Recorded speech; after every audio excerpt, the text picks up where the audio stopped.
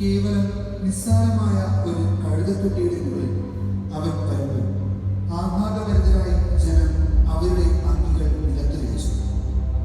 സെയ്തീൻ കൊമ്പുകളും പച്ചില ചില്ലകളും വീശി ജനങ്ങൾ അവരെ എതിരേറ്റു.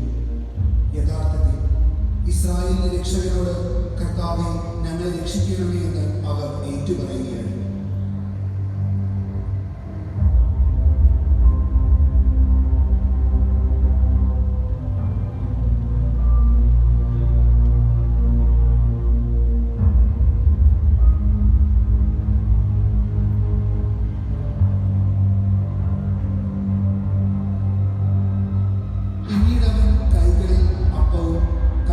എടുത്ത് അവർക്ക് നൽകിക്കൊണ്ട് പറഞ്ഞു, ഇതിന്റെ ഓർമ്മയ്ക്കായി ചെയ്യുന്നു.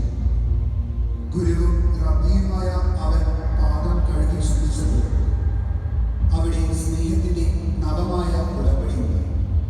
നിന്നിലെ ഞാൻ എന്ന ഭാവത്തെ കഴിഞ്ഞ് കുഞ്ഞി സ്നേഹം കുരിശോളമാണെന്ന സ്നേഹത്തിന്റെ പുതിയ ഉടമ്പടി.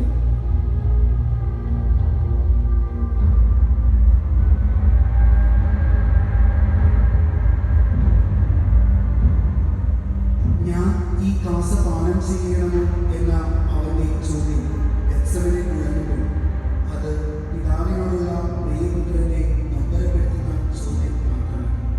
ഞാൻ നീയും ചെയ്ത പാപത്തിലേക്ക് കൂടിയാണ് ആ ചോദ്യം വിരച്ചുന്നത്.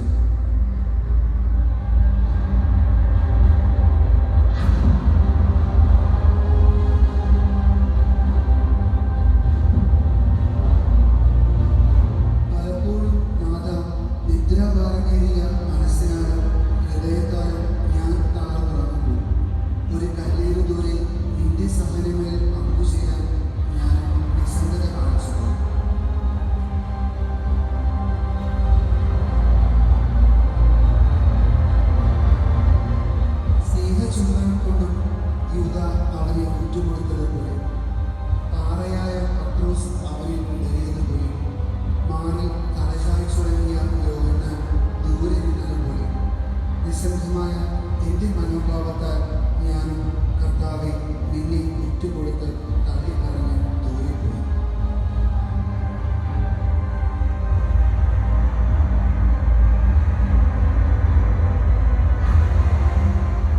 ലൗകികമായ കാഴ്ചപ്പാടാണ്. കുറ്റമറ്റതിനെ നമ്മുടെ നിലനിൽപ്പിനായി നാം നിഷ്കരണം കുറ്റമുള്ളതാണ്. ചെയ്യാത്ത കുറ്റങ്ങൾ അവർ നിന്നെ ആരോപിച്ചു.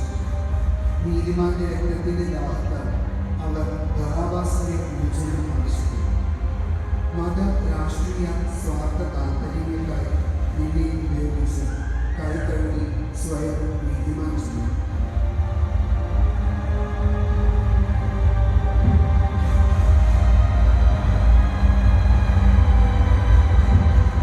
ശരീരത്തിന് സഹിക്കുവാൻ കഴിയുന്നതിന് വലിയ സമൃദ്ധിയാണ്. തലയോട്ടി ആഴ്ന്നിറങ്ങുന്ന മുന്തിരികൾ. പടയാളികൾ ക്രൂരമായി പീഡനമഴിച്ചു കൊടുക്കും. ശരീരത്തിന് താങ്ങുവാൻ കഴിയുന്നതിനും ഭാരമുള്ള കുരിശിനെ മനസ്സിൽ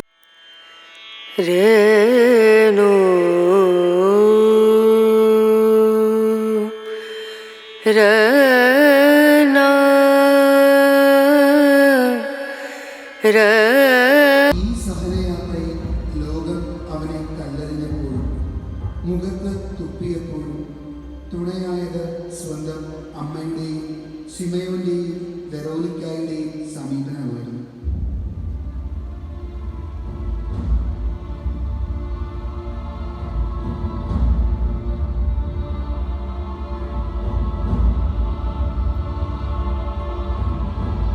ഒടുവിൽ എല്ലാം പൂർത്തിയായി എന്ന് പറഞ്ഞവൻ തലചായ്ച്ച് യാത്രയായപ്പോൾ പിതാവിന്റെ രാജ്യം നമുക്കായി തുറന്നു തരുകയാണ്.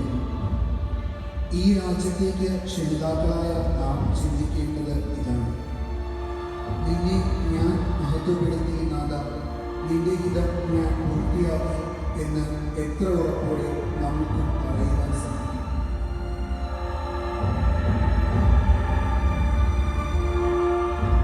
സഹനങ്ങൾ അവിടെയും തീർന്നില്ല.